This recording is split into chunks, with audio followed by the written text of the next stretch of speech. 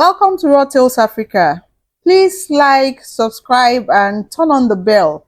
It keeps this storytelling fire burning. Now, let's get into today's tale.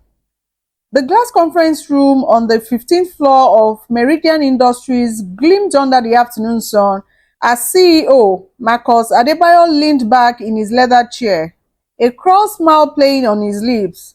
Around the mahogany table sat 5 other executives, all nodding as he outlined his plan.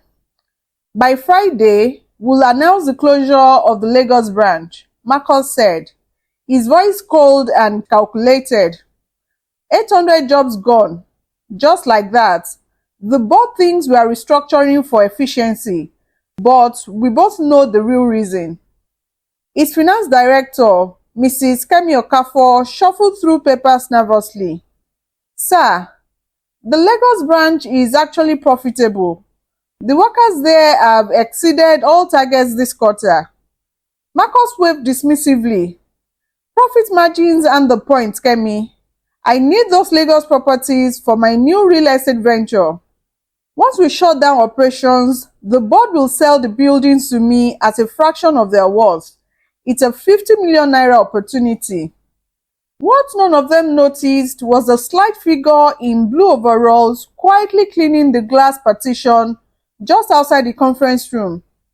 Aduni Adebisi had been invisible to them for 3 months, mopping floors, emptying trash cans, and listening. Always listening. Her hand tightened on the mop handle as Marcus continued. Those Lagos workers are replaceable. Most of them are barely educated anyway. They should be grateful they had jobs this long. The room erupted in nervous laughter, but Aduni didn't laugh. Behind her wire-rimmed glasses, her eyes blazed with something Marcus Adebayo would never expect from a cleaner. The fire of someone who held his entire future in her calloused hands. But this story didn't start in that conference room. It started 3 months earlier when Aduni first walked through the gleaming doors of Meridian Industries, carrying secrets that would change everything. 3 months earlier, the early morning rain drummed across the windows of the employment agency in Victoria Island as Aduni sat for Mrs. Blessing Okoro, the replacement officer. Her resume was deliberately sparse. Basic education, previous cleaning experience, references from small companies. The position at Meridian Industries is entry-level cleaning, Mrs. Okoro explained, barely looking up from her computer. Night shifts, minimum wage, no benefits for the first 6 months. Are you sure you want this? Aduni nodded quietly. I need the work, ma. I have responsibilities. What Mrs. Okoro didn't know was that the woman sitting across from her held 2 master's degrees in business administration and corporate finance from Oxford University. What she didn't know was that Aduni Adebisi was one of Africa's most sought-after business consultants, personally hired by Meridian's board of directors for a very specific mission. 6 weeks earlier, anonymous reports had reached the board about massive irregularities at their Lagos headquarters, missing funds, inflated contracts, suspicious property deals. But Marcus Adebayo, the CEO, was the son of the company's founder. He had allies, connections, and a reputation for destroying anyone who challenged him. The board needed an insider, someone who could move through the company unnoticed, gathering evidence, someone Marcus would never suspect. They needed Aduni. On her first day at Meridian Industries, Aduni arrived at 6 p.m., wearing the blue overalls that would become her disguise. The security guard, a middle-aged man named Tunde, handed her an ID card without really looking at her. You are the new cleaner? He asked, already turning back to his newspaper. Building closes at 8 p.m. for regular staff, but cleaning crew works until midnight. Don't touch anything that is not trash.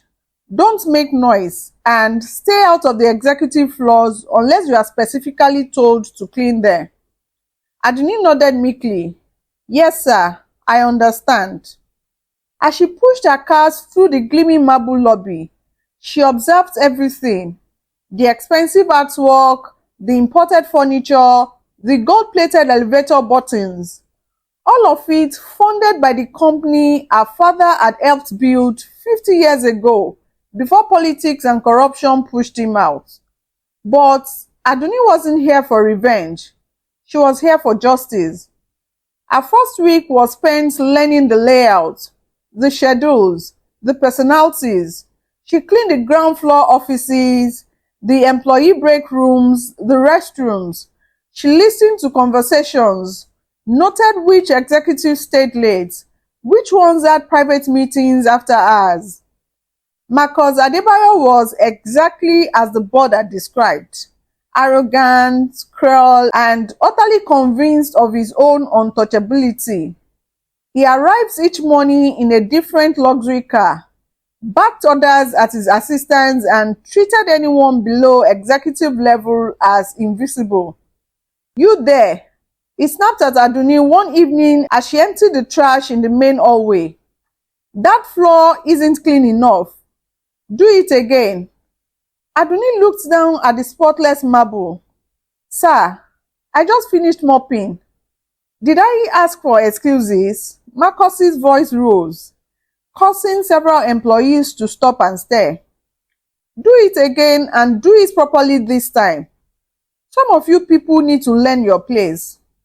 The watching employees shifted uncomfortably.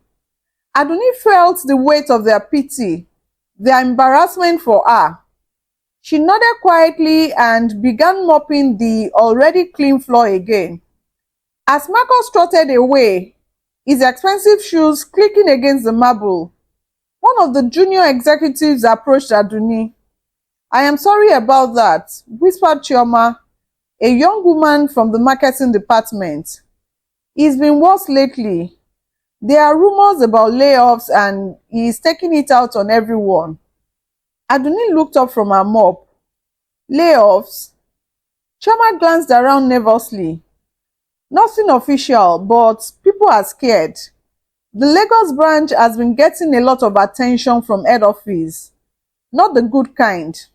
That night, Aduni made her first report to the board. The email was encrypted, sent from an untraceable account. Target confirmed as primary suspects, beginning deep investigation of financial records and closed-door meetings. Recommended patience. Subjects must not become suspicious. 2 weeks into her assignments, Aduni encountered her first major piece of evidence. She was cleaning the 12th floor executive washroom when she heard voices from Marcus's corner office. The door was slightly ajar and the conversation was heated. The numbers don't add up, Marcus, came the voice of the chief financial officer, David Emeka. The Lagos construction contracts are inflated by 300%. The board is going to notice eventually. Marcus's reply was ice cold. The board will see what I want them to see, David. Your job is to make the books look clean, not to question my business strategies. But the real estate acquisitions are none of your concern. I've been planning this for 2 years. By the time anyone realizes what is happening, I will own half of Lagos mainland and Meridian will have no choice but to accept it. Aduni's heart raised as she continued cleaning, moving closer to the door. What about the workers? David pressed. 800 people will lose their jobs.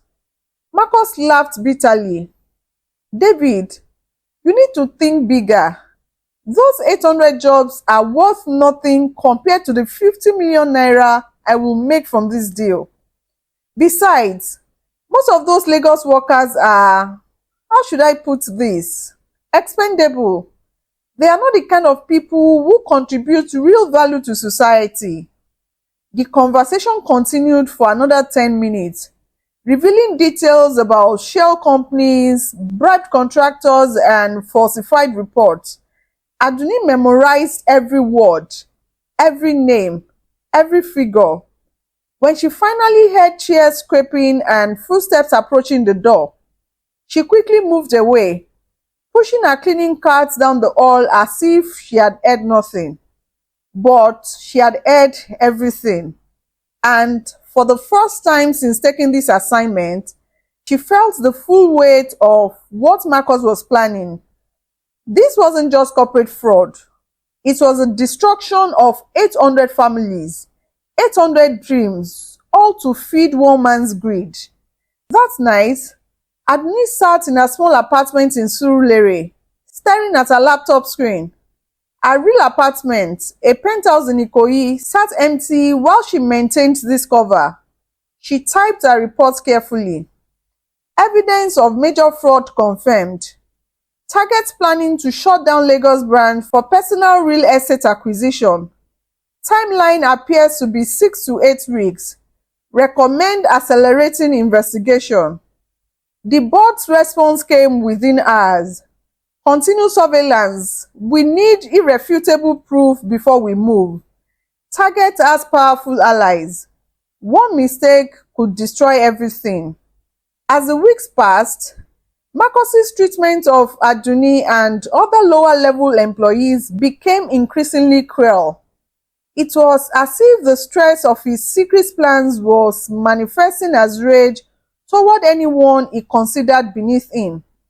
One evening, Aduni was cleaning the executive conference room when Marcus burst in with two clients, wealthy Lebanese businessmen considering a partnership with Meridian. And this is the level of service we provide, Marcus was saying grandly. Then he noticed Aduni. You, what are you doing here? Aduni looked up calmly.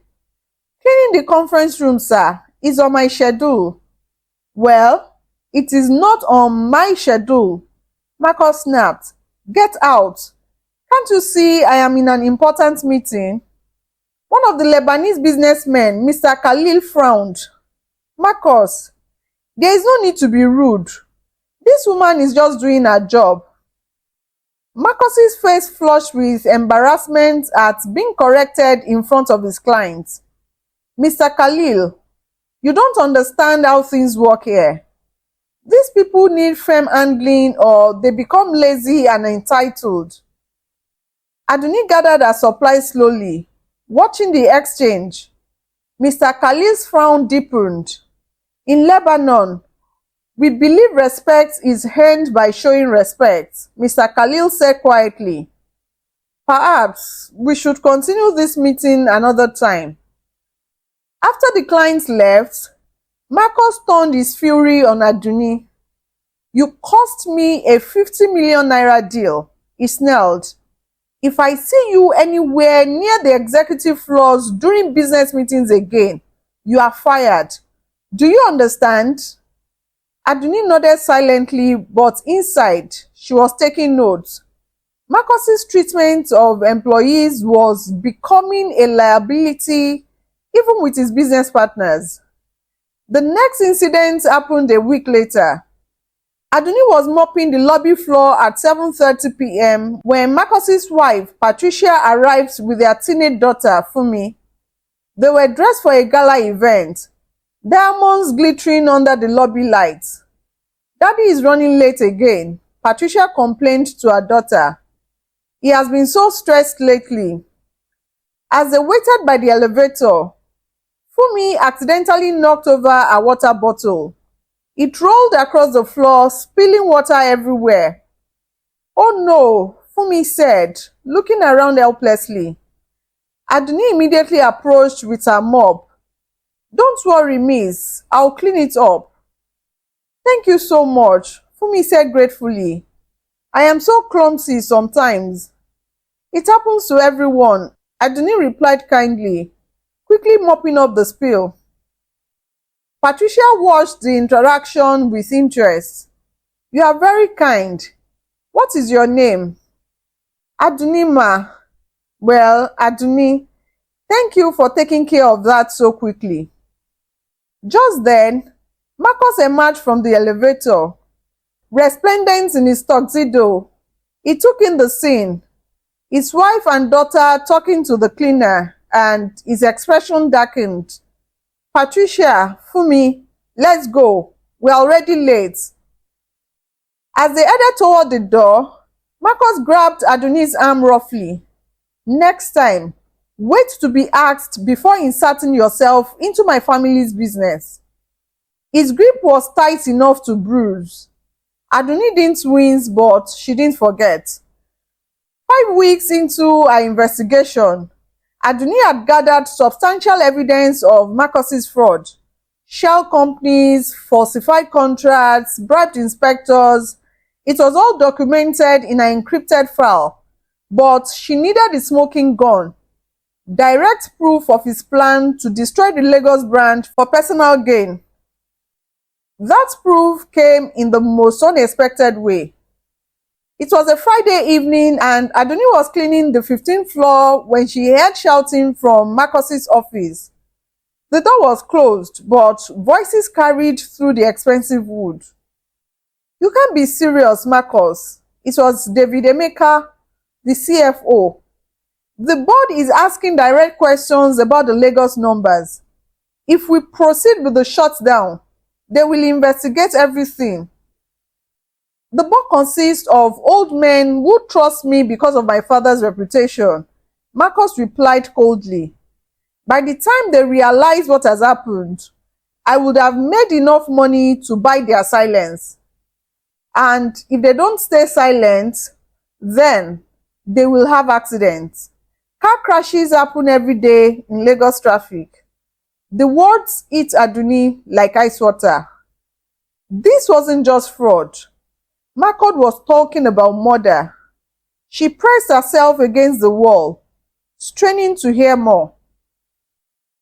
You are talking about killing board members? Debbie's voice was horrified. I am talking about protecting my investment. 50 million naira is worth more than a few old men's lives. Besides, who is going to suspect the grieving son, devastated by the tragic loss of his father's friends? There was a long silence. Then David spoke again, his voice hollow. I can't be part of this anymore, Marcus. I am going to the board. The sound of a chair scraping, then Marcus's voice, deadly quiet. No, David, you are not. Adoni heard the metallic click of something being cocked. A gun. Marcus, please. Sit down, David. We are going to have a long conversation about loyalty. Adoni's mind raced. She had to get help, but the security guard downstairs was one of Marcus's men. The police would never believe a cleaner's word against a CEO's. And if she revealed her true identity now, without irrefutable proof, Marcus would disappear along with all the evidence. She made a decision that would haunt her for weeks. She quietly pushed her cleaning cart to the elevator and left the building, her hands shaking as she started her car. That night, she called an emergency number the board had given her. There has been an escalation, she reported. The target has made threats against board members and I believe he may have harmed the CFO. The next Monday, David Emeka didn't come to work. Official story was that he had taken sudden medical leave. But Adoni noticed the way Marcus smelled when people asked about David's absence. She also noticed the new locks on David's office door. With David gone, Marcus accelerated his timeline. The Lagos branch closure was moved up to the following Friday, just 2 weeks away. Adoni watched as he held meeting after meeting, laying the groundwork for what he called necessary restructuring. Meanwhile, she worked frantically to gather the final pieces of evidence. Late nights in the office, photographing documents with a hidden camera, recording conversations through the ventilation system she had learned to navigate during her Oxford engineering courses. The employees began to sense something was wrong.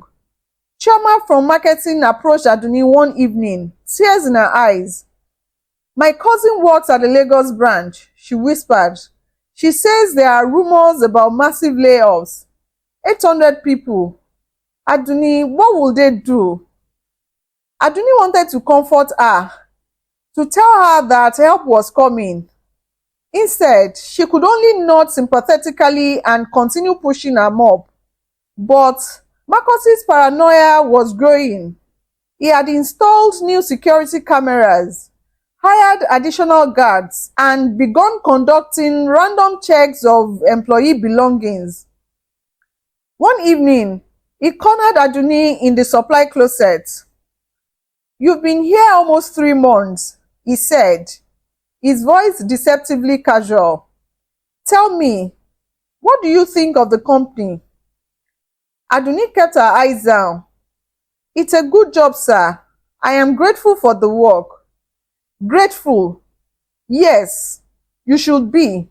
He stepped closer, invading her personal space. "You know, I've been watching you.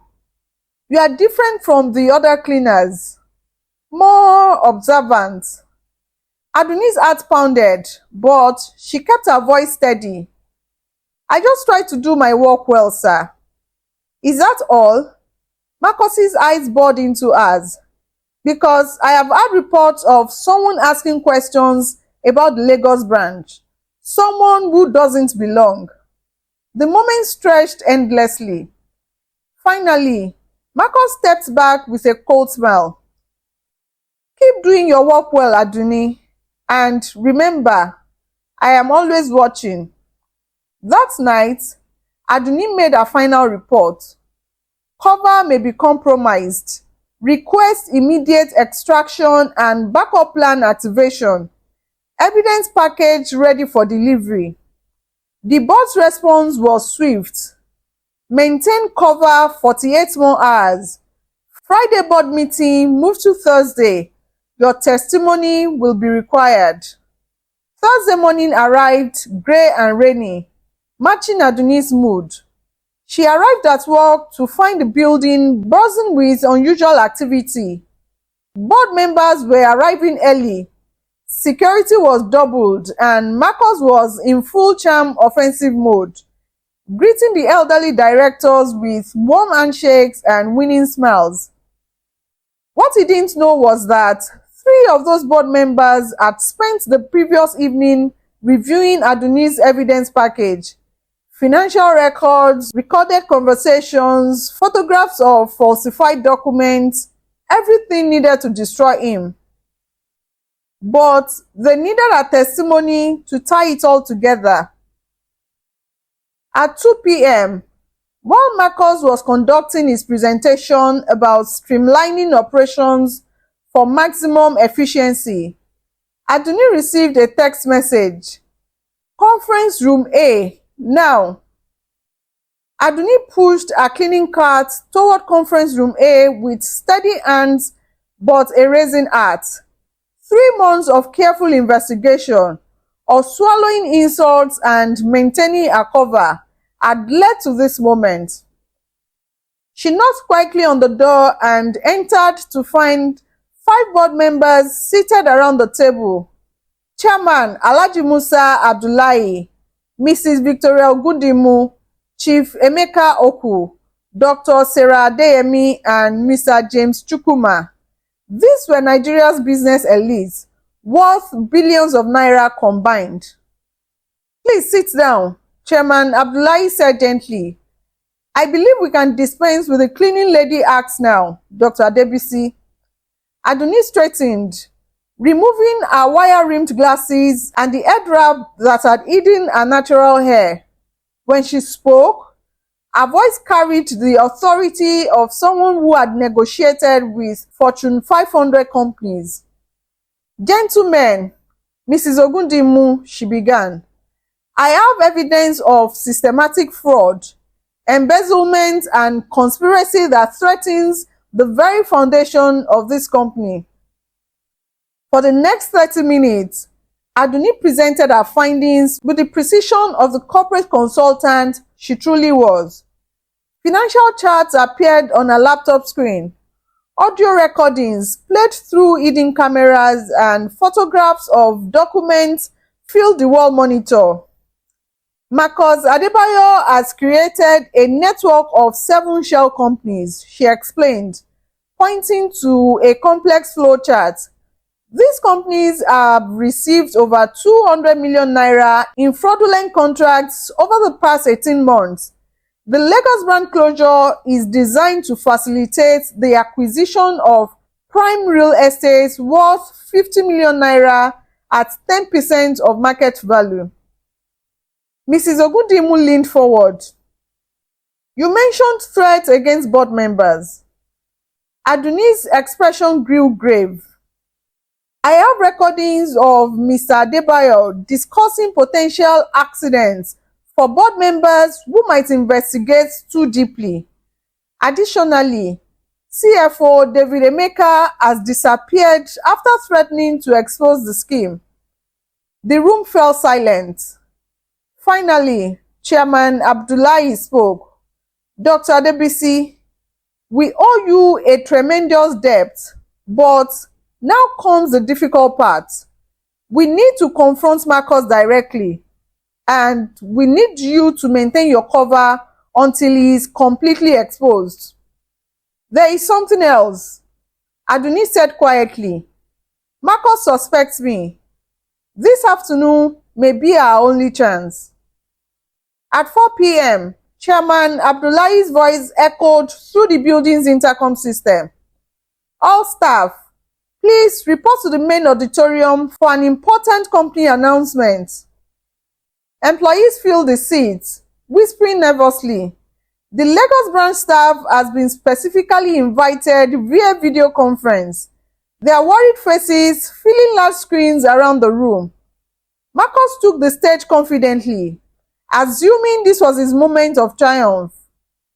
Ladies and gentlemen, today marks a new chapter in Meridian Industries' story. We are implementing changes that will make us stronger, more competitive.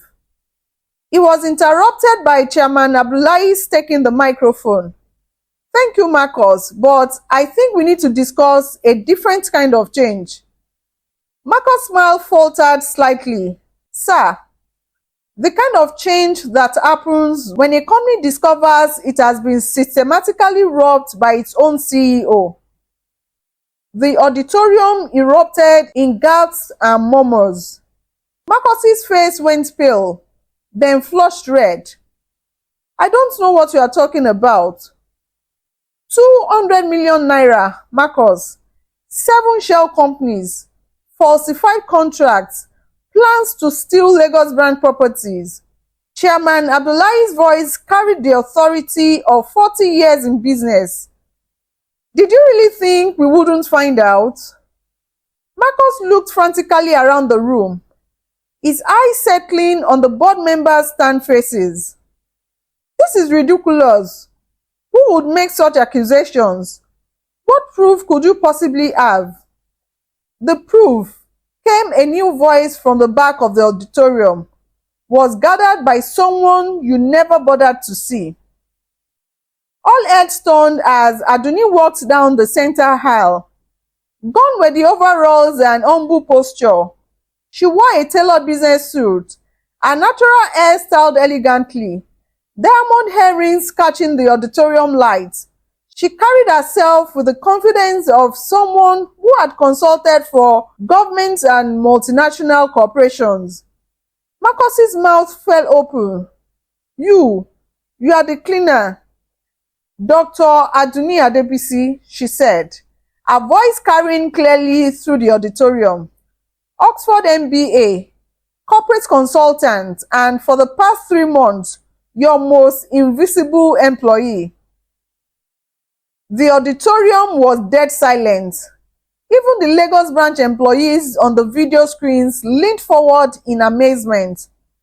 For 3 months, I emptied your trash, cleaned your floors, and listened to your conversations. Aduni continued, walking steadily toward the stage. I watched you insult employees, threaten board members, and plan to destroy 800 jobs for personal profit. Marcus found his voice, though it cracked with panic. This is entrapment, corporate espionage. You can't use anything obtained illegally. Actually, Dr. Sarah Adeyemi stood from her seat in the front row. Dr. Debisi was hired by this board through proper legal channels. Every piece of evidence was gathered lawfully under a consulting contract. Chairman Abdullahi took the microphone again. Marcus Adebayo, you are hereby terminated from all positions within Meridian Industries. Security will escort you from the building. Criminal charges will be filed within 24 hours. But Marcus wasn't finished. His face twisted with rage. He launched toward Aduni. You think you are so smart? You think this is over? I will destroy you. I will destroy all of you. Security guards moved quickly, but not before Marcus grabbed the microphone one last time. She is nothing, a cleaner, a nobody. You are all fools if you think. His words were cut off as security dragged him from the stage. His shouts echoed through the auditorium until the doors closed behind him. In the silence that followed, Aduni stepped to the microphone. She looked out at hundreds of faces, some shocked, some grateful, some still processing what they had witnessed. 3 months ago, I came to this company disguised as a cleaner, she began. I wanted to understand how power corrupts, how easy it becomes to ignore the humanity of those we consider beneath us. She paused, looking directly at the Lagos branch employees on the screens. To the 800 workers in Lagos, your jobs are safe. The contract Marcus Adebayo tried to steal will be honored. The expansion plans he cancelled to fund his fraud will proceed as originally designed. The Lagos workers erupted in cheers, many crying with relief. But this story isn't just about saving jobs, Aduni continued. It is about the danger of invisibility. Marcus Adebayo believed that anyone in overalls, anyone who cleaned his floors or served his coffee was automatically beneath his notice. He forgot that invisible people have eyes, ears, and voices. She turned to address the entire auditorium. I learned something important during these 3 months. Respect isn't about position or salary or the size of your office. It is about recognizing the humanity in every person you meet.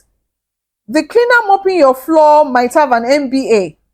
The security guard checking your ID might be a retired military officer. The secretary answering your phone might speak 5 languages. Chioma from marketing stood up, tears streaming down her face. Dr. Debisi, we had no idea. You were so kind to all of us, even when we felt sorry for you. Aduni smiled warmly. Kindness doesn't require a title, Chioma, and neither does dignity. Chairman Abdullahi returned to the microphone. Dr. Debisi has agreed to stay on as our new Chief Operating Officer. Our first task will be implementing company-wide respect and dignity protocols. Our second will be overseeing the Lagos expansion that Marcus tried to destroy. The auditorium erupted in applause, but Aduni raised her hand for silence. There is something else you should know about Marcus Adebayo. He didn't just steal money, he threatened lives. The board has evidence that CFO David Emeka was armed for trying to expose the fraud. This case will be pursued to the full extent of the law. Over the following weeks, The full extent of Marcus's crimes became clear. David Emeka was found alive but beaten, hidden in a warehouse outside Lagos. He had been held captive for 2 weeks, tortured to prevent him from talking. Marcus was arrested at his Banana Island home, surrounded by luxury cars and artwork bought with stolen money. During the police raid, they found documents outlining plans to eliminate 3 board members through stage accidents. The trial became Nigeria's biggest corporate scandal of the decade. Marcus received 25 years in prison for fraud, embezzlement, kidnapping, and conspiracy to commit murder. His assets were seized and sold, with proceeds going to employee pension funds and community development projects. 6 months later, Aduni stood in the gleaming new Lagos branch of Meridian Industries. The facility had been expanded to employ 1,200 people, making it the largest manufacturing hub in West Africa.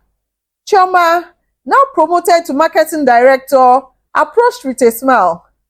Dr. Adebisi, the new employee orientation is ready. All 200 new hires are excited to meet you. Tell them, Aduni said, that they will meet me the same way I meet everyone, as equals, no pedestals, no hierarchy of human worth.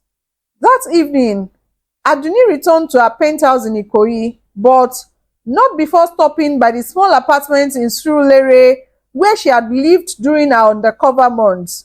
She had kept it, turning it into a scholarship fund office for underprivileged students. Her phone rang. It was Chairman Abdullahi. Dr. Debisi, we have received a request from the central bank.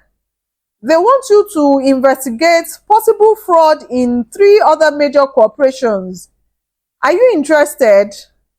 Aduni looked at the Lagos skyline, lights twinkling like stars. Somewhere out there were more Marcus Adebayos, more corrupt officials who believed their positions made them untouchable. Chairman, she said with a smile, do you think they have any janitor positions available? The laughter that followed carried across the city night, a sound of justice served and dignity restored. What did you learn from this story? Sometimes, the most powerful person in the room is the one everyone ignores. Respect every human being you meet, because you never know who they really are or what they are capable of achieving. Drop your thoughts in the comments below. What would you have done in Aduni's position? Have you ever been underestimated because of your job or appearance? Please, make sure to like, comment, and subscribe to Raw Tales Africa for more inspiring tales of justice, resilience, and triumph of good over evil. Your support means everything to me.